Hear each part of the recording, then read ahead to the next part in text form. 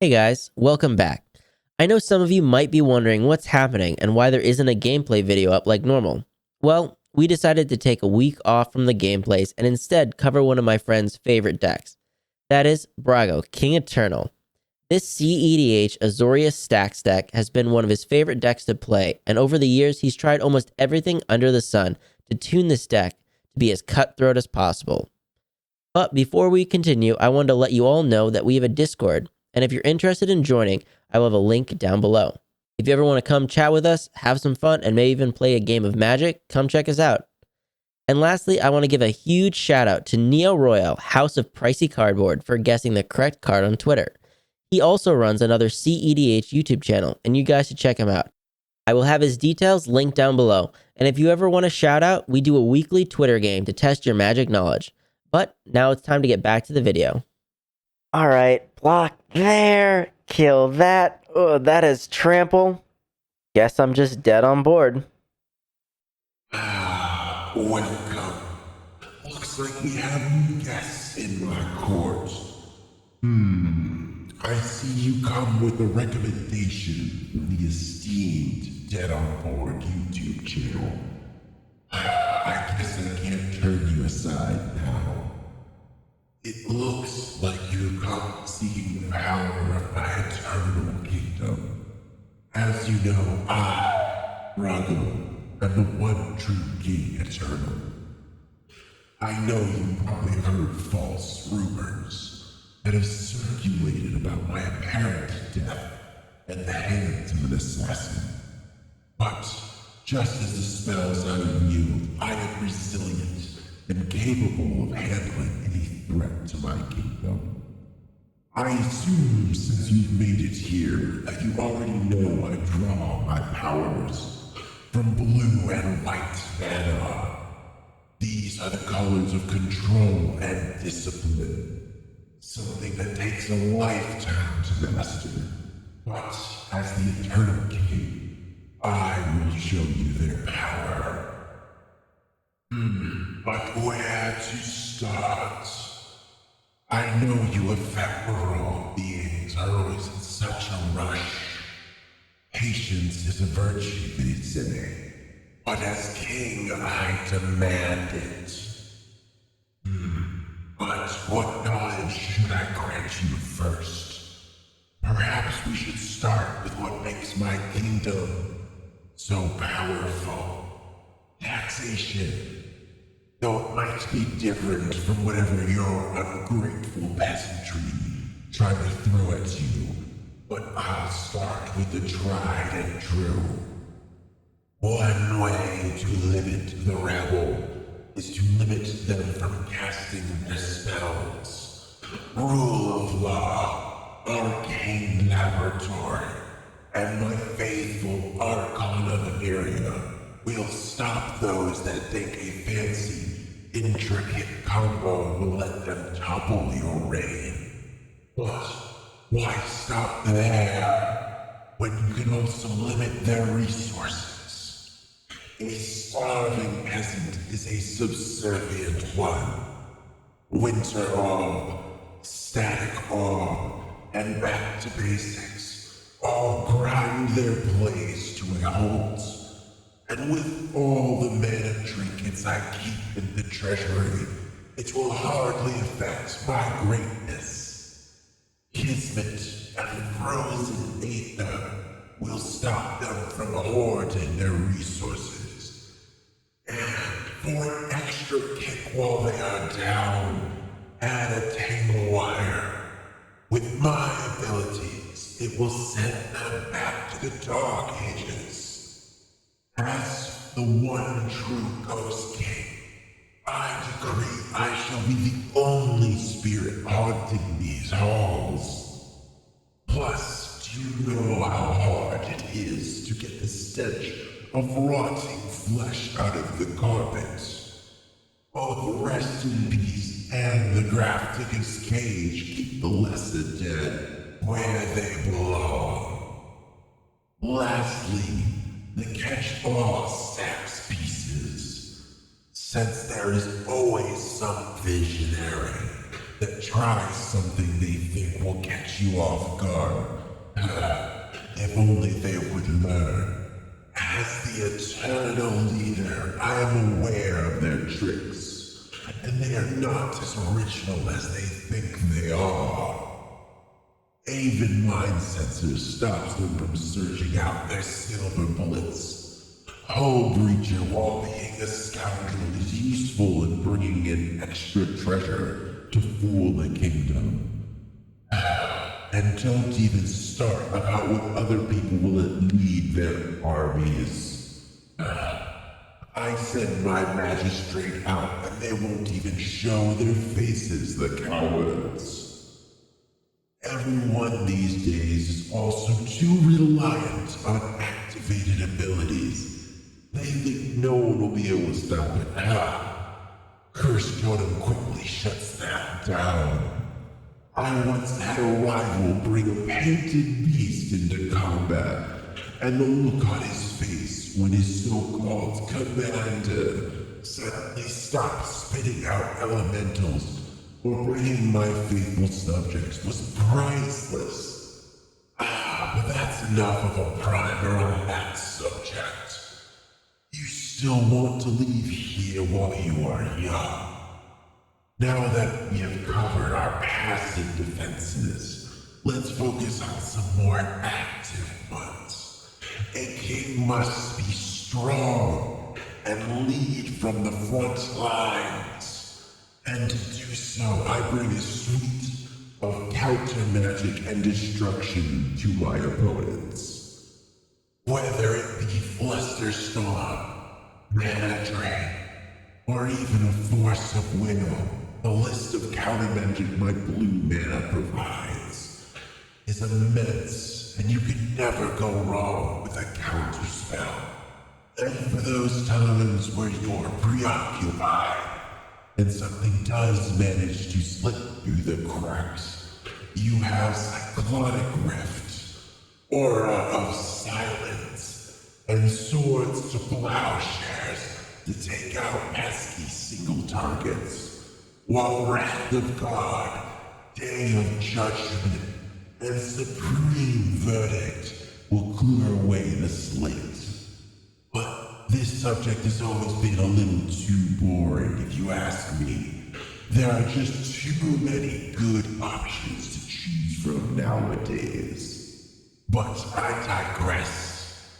I do remember mentioning the treasury earlier in my speech. Well, certainly a kingdom needs its riches. But what riches would a eternal king such as I need? Well, that's simple. Mana, of course. You see, with my superior knowledge and abilities, I have learned that power comes with an abundance of mana. Mana Crypt, Soul Ring, Arcane Signet. These, while being the standard of powerful mana rocks, are even more potent when I have the ability to reset them and essentially get to tap them twice, or cast a spell out of my main phase and untap them during combat and leave up interaction to deal with my opponents. And even better when you throw in Mana Vault, Grim Monolith, and Basalt Monolith. These rocks are supposedly fair, since it requires more mana to untap them than they produce. But I break that rule and let you abuse it for all it's worth. But alas, even my power does not work on all the ramp spells available. Chrome Mox, Mox Diamond, and Smothering Tide do not have the same impact of blinking them as the others that I have already listed. But fortunately, they give you enough power as it is so that it does not matter. But what kind of blue mage would I be if I did not draw cards? I know it's no surprise for a mage to have a Mystic Study and a Mystic Remora. But will other fishes die too soon? With my magic, I can let them live for eternity, to the bane of others. With my magic, I can take trinkets such as Aqua's astrolabe, omen of the sea, or even a prophetic prism, and turn them into repeatable card draw. But my magic doesn't just work on trinkets. It can even work wonders on the most complex of creatures and planeswalkers. Speaking of which, I keep a few on retainer for their services. Narset, Partial Veils, not only does wonders on taxing the peasants from drawing cards of their own, but my ability allows her to utilize her magic much more often and find me more spells to cast. And time does certainly work strangely for this fellow. Teferi, Time Raveler, and Hero of Dominaria lets me draw plenty of cards when I'm activating them twice a turn. But speaking of faithful servants, every king needs someone to fetch me what I need. And I certainly employ some of the best. Spellseeker and Mystical Tutor plant me powerful spell forms, whether it be counter magic or removal. I also have powerful artifacts, so I employ Trinket, Tribute, and Trophy mages to get them for me, along with Transmute Artifact, Whirl of Invention, and another one of these so-called Planeswalkers, Tezrit the Seeker. And lastly, a recruiter of the guard to find me the man for the job I'm doing. So far, this talk has been all from the comfort of my palace. I think it's time to take a walk and view the grounds of this empire. And while some of you creatures suffer from travel sickness, I sport quite the fancy pair of boots to aid in my swiftness. And no, you can't ask how a ghost key wears shoes. But back to the tour of the grounds. As normal for a kingdom such as these, there's always an ease to the mana it produces. Sea of Clouds, Command Tower, and Tundra provide the fixing I need, along with an abundance of fetch lands to aid if it is not enough. The one note of peculiarity is what you see laid out in front of your eyes. Yes, my lands are coated in snow. 10 snow-covered islands and 5 snow-covered plains make up the backbone of this land, and also serve a double purpose, making us essentially immune to blood boons, back to basics, and an enemy Archon of an area. Don't be fooled by others claiming that power is only achieved through complicated mana bases, full of every different color. Simplicity is reliability. And reliability is the real power. But I guess I've bored you enough. While I've tried to instill into you the knowledge that comes through patience and longevity, I am sure some of it, if not all of what I have explained here, has been lost. For most only care about playing as quick as possible. Well, I do have a trick up my sleeve to close the game out. This combo relies on either a Strionic Resonator or a lithoform engine and a few mana-producing rocks. These two artifacts let me copy my blink triggers, but to put it more simply, I replicate one and flicker, resetting my mana, and the resonator letting me activate it, and copy the trigger again, netting me mana out of the loop. Granted, this This mana can only be used in combat, but that's when Venser comes into play.